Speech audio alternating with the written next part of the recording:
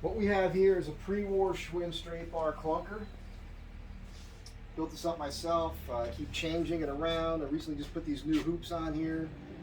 Built by a buddy of mine. I supplied the vintage hubs. Thanks, Dave. Apologize for the background noise. We're doing road work out there today. Perfect timing. So I'm going to go over this with you, show you some of the stuff I did. And let's take a look at that stuff.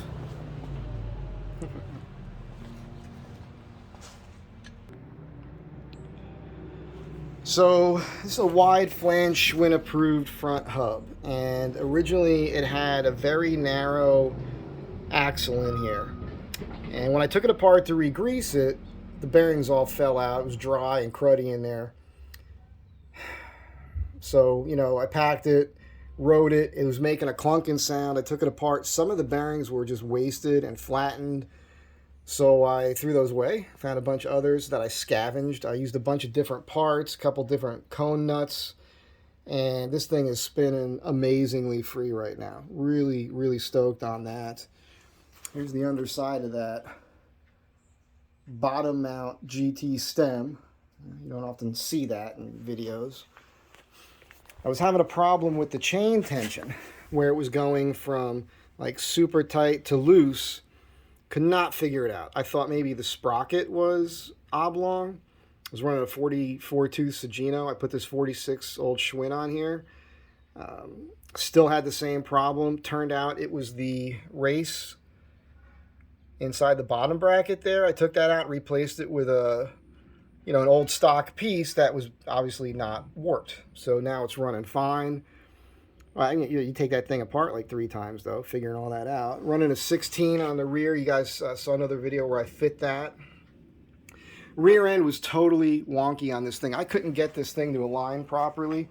I spread it pretty far, squeezed it back, realigned things, and I've got the wheel to fit in there pretty even. A little tighter to one side up top here. Bottom's pretty close.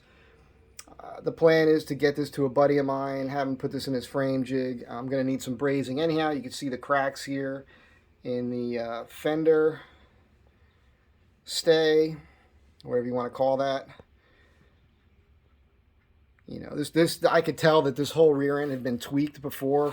Even the dropouts, this thing it's got enough play in it where the wheel, you can do this with it, and the dropouts. So the dropouts kind of need to be reconstructed.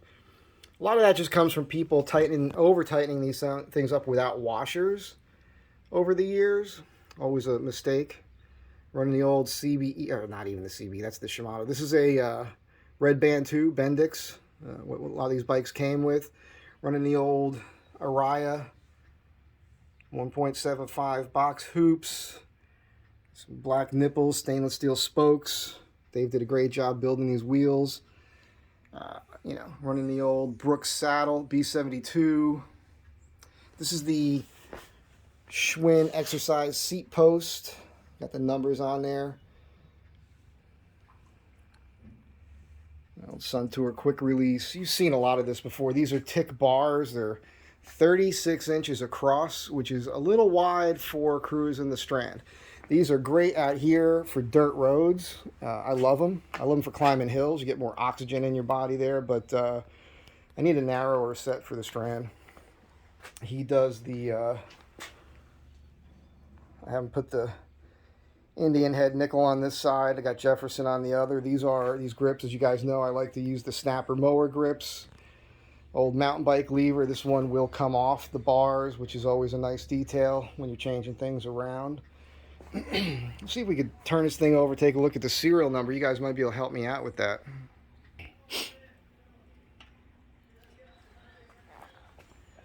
It's just smooth like warm butter. Get the butter.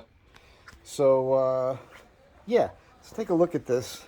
Interesting, too, this pedal. I keep rebuilding this thing, taking it apart. I didn't put together loose last time.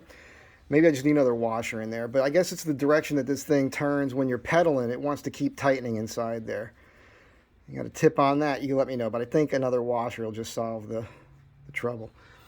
Here's the serial number. The story is Schwinn had fires, or a fire, where they lost the records for these pre-war frames. So if you know exactly what year this is, let me know. I'd appreciate it. We're guessing 36 to 39. Could be way off on that. See what I did here? You always want to space this appropriately. You don't want to bend your brake arm. So I just got some old parts in here to create, basically, it's just shimming material off old brakes.